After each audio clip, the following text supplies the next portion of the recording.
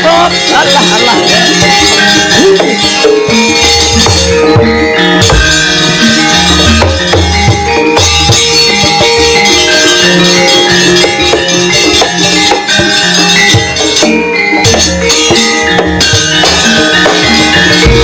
Rekat lampairing rapa tanantara prapteng sukuning arga erem tumingaling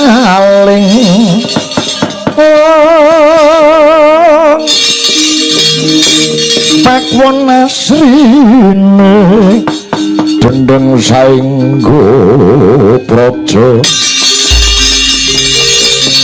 umyung kang pradonga besekan kang janma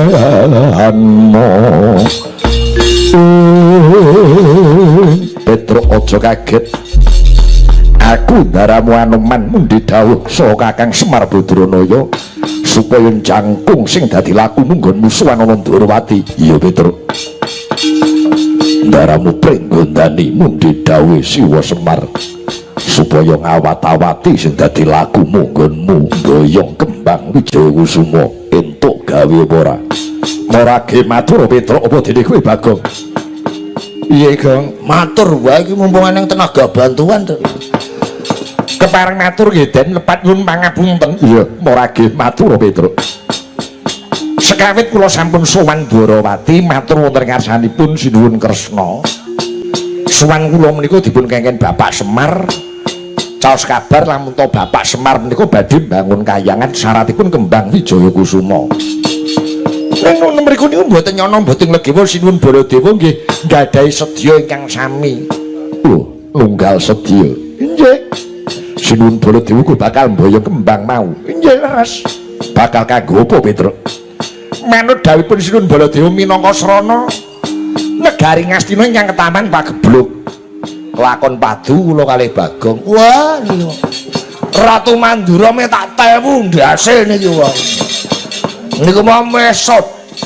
Jane napa niku tak sodok irunge men kaya tujule dipenggak Petruk. Ya ora, Truk? Ora ngono. Ngomong men kok.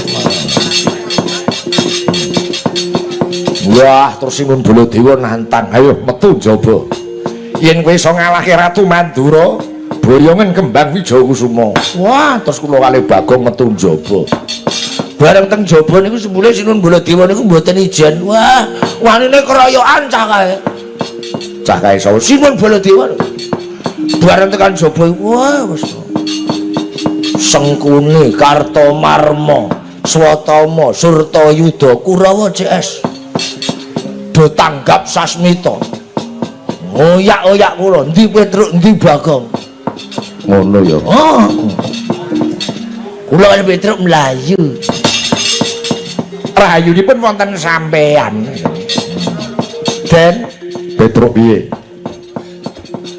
Sinuwun Baladewa kalih Kurawa ngoyak kula ning mengke kula nek dipateni lakone niki malah ganti patine Petruk kalih Bagong. Kula nyuwun tulung nggih Den. Kurawa kaliyan Sinuwun Baladewa jenengan ingkang ngadepi. Aja semelang. Yen mung para Kurawa wae kowe lungguh ana pepumuran tak adepane karo ndaramu Gatotkaca. Matur nuwun nggih.